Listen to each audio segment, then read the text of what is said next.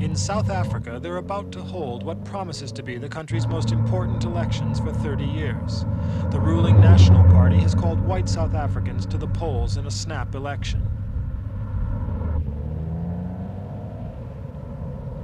It's a personal test for the present Prime Minister, Peter Botha. He wants to win a mandate for his own leadership and the reformist path he advocates. Botha has been telling his supporters since 1978 that they must adapt or die. White rule must change to confront communism and black revolution.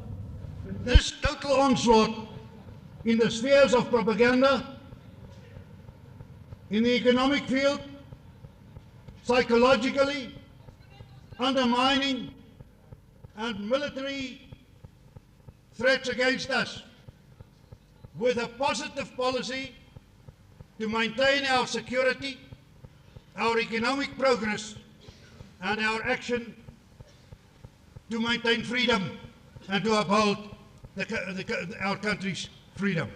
But Botha's presence wasn't welcomed by everyone in the hall. To some, any change to the system of apartheid or racial separation is seen as undermining white power. Botha had come to a heartland of Afrikanerdom to open his campaign. Rustenburg is a white mining community. In the past, it had seen the ruling National Party as the defender of its interests. Now these white mine workers smell change in the air. They are spearheading a constituency revolt against what they see as the dangerously liberal policies of the Prime Minister.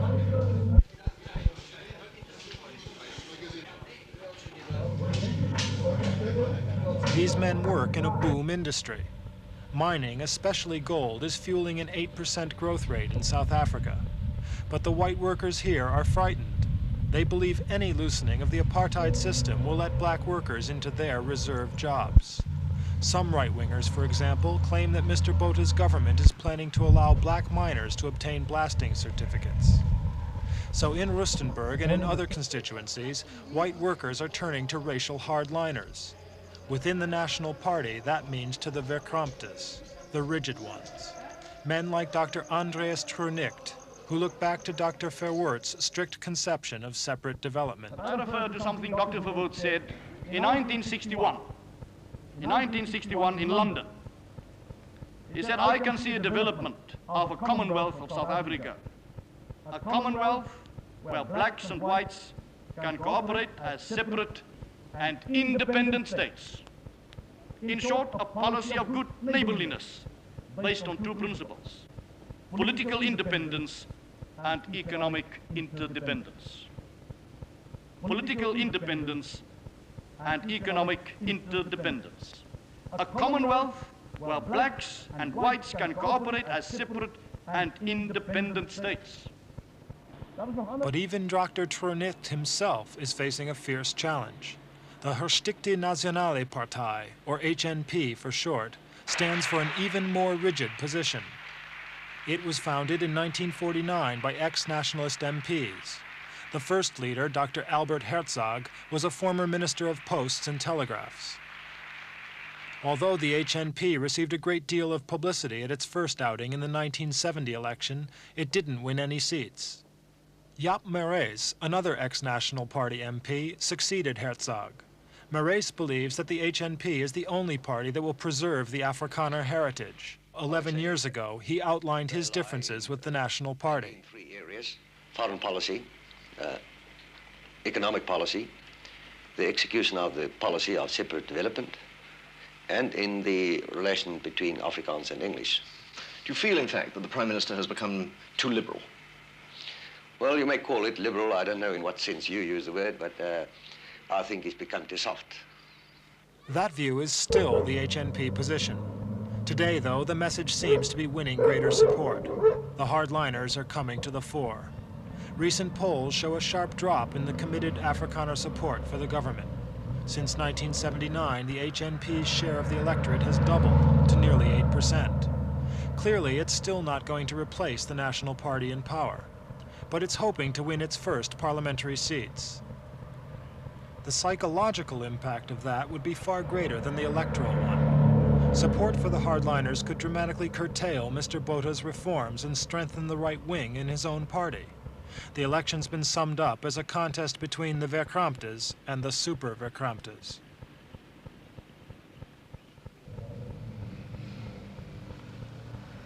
The HNP claims a groundswell of support. In constituencies like this at Kurdersport, they appear to be well organized. The HNP is putting up 92 candidates to stand against the nationalists. The message of men like Dr. Stoffberg here in Kurdersport is that the present government's reformist policies will inevitably lead to the feared black majority rule. The voters must reject a party that's now selling them out. The HNP campaign is drawing in white workers and farmers. Workers fear for their jobs, and many farmers are worried about the government's plans for expanding the black tribal homelands. HNP candidates claim the government is only concerned about blacks and is doing nothing for whites. I wish to point out, right at the beginning, that there is a basic and fundamental difference between the governing National Party and the HNP. And that difference is really very simple. Namely, that the HNP now, in the past and in the future, will always put the interests of the white nation in South Africa first.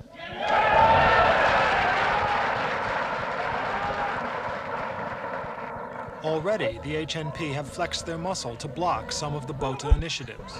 Recently, it led a campaign against incorporating white towns into black homelands. In recent months, influential economists have warned the government that its policy of creating homelands for its different black peoples was not working. The homelands couldn't support their populations. Despite repeated claims, blacks like these in the Ciskei were not better off than blacks in African countries further north.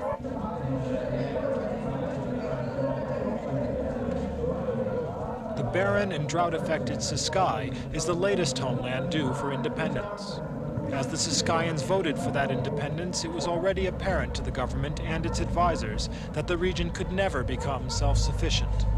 The government's solution was to propose the incorporation of the white township of King Williamstown into the Ciskei.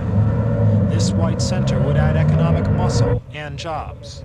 But the white voters organized a referendum on the question of incorporation. The HNP led the drive to keep King Williamstown out of the Ciskei.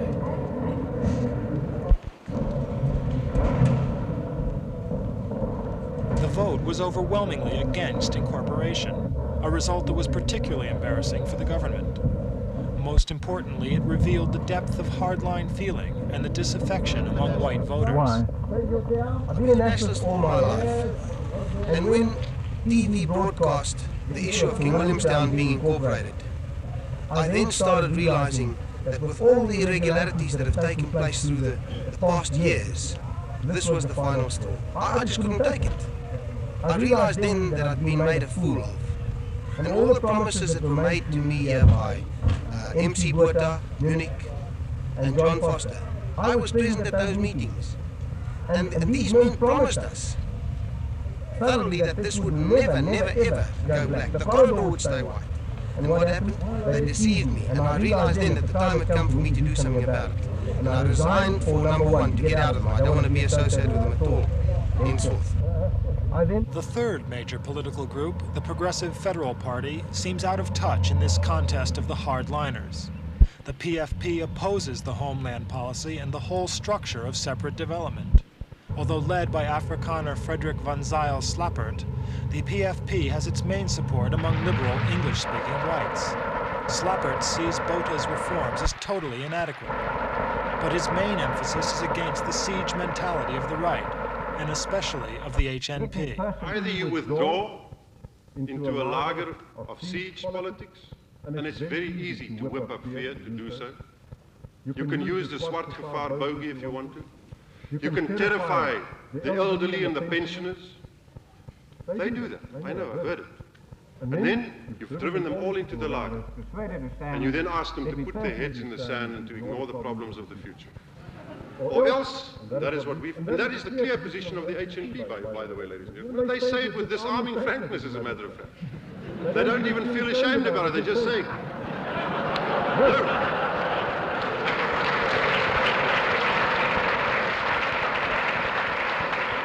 Or the other one is actually to look at the realities of South Africa, to confront them, and difficult as they are, to try and find a way of negotiating out of them. Negotiation or confrontation. The present mood of white South Africa doesn't appear to be in tune with the PFP. Last September, for example, in the English-speaking constituency of Simonstown, the National Party candidate stood against major reform. By contrast, the PFP candidate, cricketer Eddie Barlow, argued that major reforms were needed in a country in crisis. Yes, many people have said that South Africa is reaching a point of crisis. It's very difficult to exactly pinpoint when and if this will occur. I do believe that over the last couple of years, and particularly the last couple of months in South Africa, we have had a situation where this crisis point is in fact becoming very much more real by the day. We're torn by riots, by strikes, by violence, by bomb throwing in coloured townships.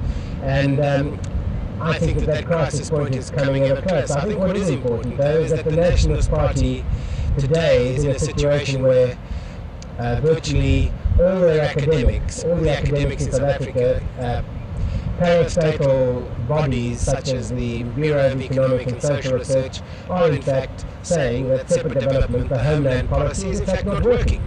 So they are in fact a party in power with policies that everybody believes and accepts aren't workable policies. Dramatic changes were not supported by this electorate. John Wiley of the National Party scored a surprise victory. The results seemed to indicate that even English-speaking white voters were not convinced that change was necessary. Even the moves which Mr. Botha had been announcing to tinker with the policy of apartheid were alarming enough for some. The Prime Minister's policies do not seek to alter the structure of apartheid fundamentally. His reformism aims first at petty apartheid. Whites would still retain political and economic power. That would not be shared. Instead, Mr. Botha appears to be trying to alter the most visible aspects in order to mollify world opinion and gain the support of some sections of the non-white population. The dismantling of petty apartheid has already made some progress. Strict racial separation in some areas, such as on these Cape beaches, is being relaxed, although even here integration isn't complete. On some beaches, the signs remain. There are also physical barriers separating different beach areas, and new fences are being erected. The municipal police, though, are under orders not to enforce apartheid, merely to curb antisocial behavior. In practice, there's little real change. On the white beaches, there are no blacks, only whites trying to get a tan.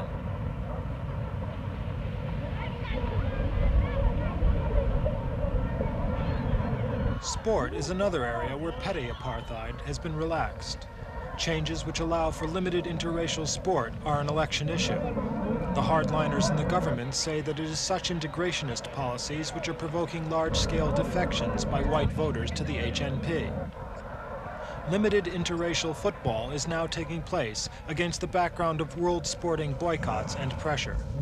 There are more facilities for black sportsmen. Although they were so far behind, they've still a long way to go to catch up.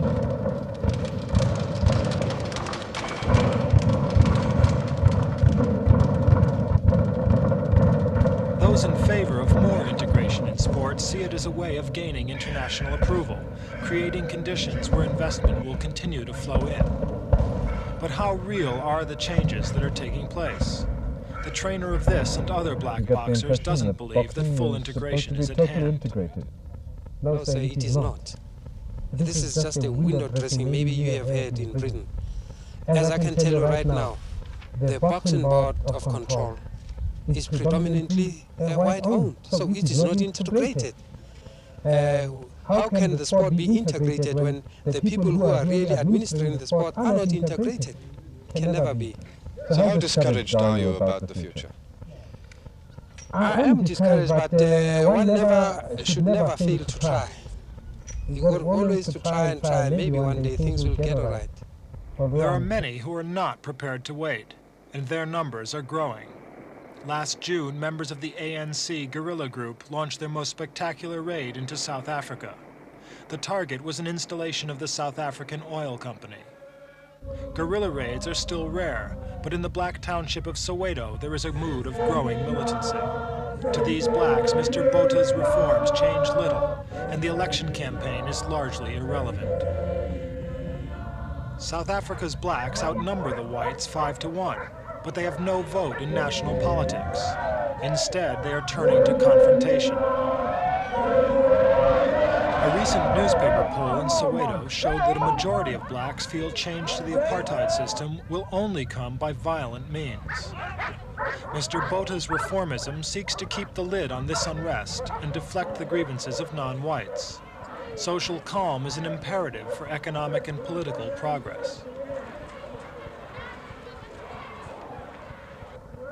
As part of the government's reform program, it is sought to introduce compulsory education for blacks. The move was met with a school's boycott. Blacks protested that far from introducing educational equality, the move was an attempt to impose an inferior Bantu education system on their children. Black schools were closed down in December last year, and the pupils gathered to protest. School boycotts are seen by black radicals as a legitimate weapon with which to fight for the redress of grievances.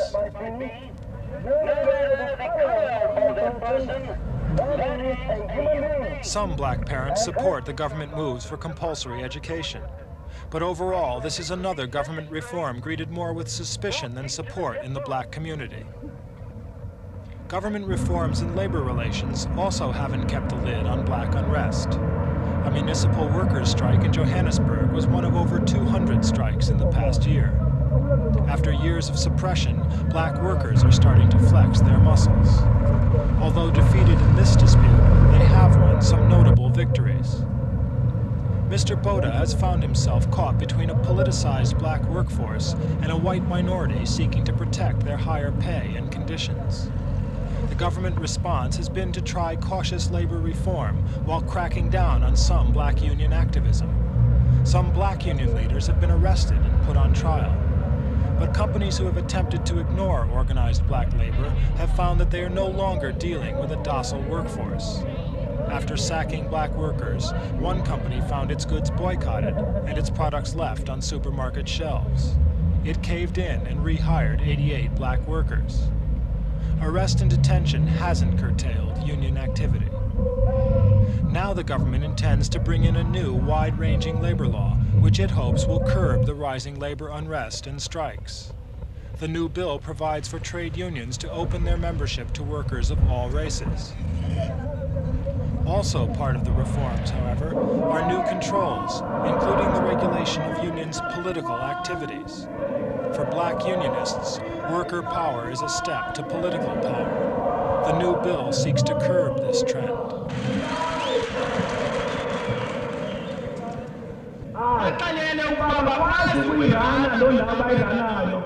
The backlash against the proposed legislation has come from white manual workers. The HNP has tried to make election capital by claiming that the National Party is no longer the white workers' friend. So, although the blacks don't have a vote in this election, they're very much a part of it. The events of recent years have brought about a real change in black attitudes. Leaders such as Bishop Desmond Tutu express new hopes and determination. In action, he's a voice that can't be ignored. We say to the bereaved, be comforted. God is with you. We say to the black community, be comforted, be strengthened. God is with you. God is on your side. Because your cause is a just cause. Because your cause is a righteous cause. And you will overcome. Freedom must come. We know we shall overcome oppression. We know we shall overcome injustice and exploitation. We shall overcome. We shall overcome because our God is the great liberator God. He is the God of the Exodus, the God who is always on the side of the oppressed. We know At Pretoria government buildings last August, Mr. Bota's government gave some recognition to Bishop Tutu's pleas. The Prime Minister met with the bishop and other multiracial religious leaders. The meeting was called to explore vital race questions. Clearly, it was a move by the government to try to accommodate moderate black opinion. Whether the conference made real progress was not revealed. Had they, for example, discussed the fundamental political question of one man, one vote in South Africa? Not from our side. I mean, we didn't say one man, one vote. But as I say, I mean, the substance of what we were saying is, I mean, we want a common citizenship in an undivided South Africa, and citizenship means you have to have a vote, you have to have those rights that are inalienable. The very idea of one man, one vote for blacks runs against the whole structure that is apartheid. At present, no National Party Prime Minister would dare suggest it to his electorate. What Mr. Botha has done is grant limited concessions to other non-white groups, Indians and coloreds, by setting up the President's Council, a purely consultative body. The move came at a time when Indians and coloreds were showing increasing solidarity in school protests and industrial action. The two groups say they won't cooperate without black participation. But the council has been set up and has held its first meeting. The social and economic gulf between non-white and white communities is still huge. Housing is one major area of grievance for non-whites. Government policies of creating one-race communities have led to the destruction of non-white townships and the uprooting of families to new housing areas. The conditions under which thousands of non-whites live have been condemned, even in government reports. Many of those moved out of white-designated areas end up with no homes at all. The privately backed Urban Foundation states that at least 32,000 homes need to be built to catch up with the housing backlog in Soweto alone. The creation of black homelands has not reversed the exodus to the urban centers. In crowded settlements, blacks often sleep 4 or 5 to a room. Few houses have proper floors and are built mainly of ash or smooth earth. These are the conditions which are breeding the new militancy.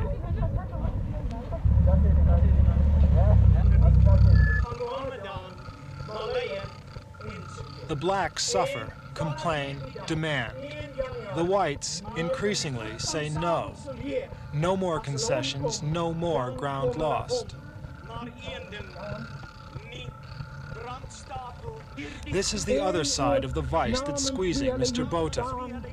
These are the so-called Kapi commandos, ultra-right-wingers who've taken on the dress and the opinions of the Afrikaner pioneers, the Voortrekkers. Their language is archaic. Their emotions, too, are steeped in the past.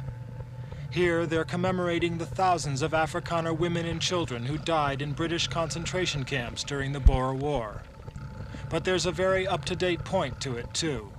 Because at this ceremony, earlier this year, they were bringing a protest to Mr. Botha about the President's Council, which they saw as an act of weakness, even of treason. For them, Botha's reformism is collaboration with terrorists and barbarians. Their group is small, but they voice the fears of many.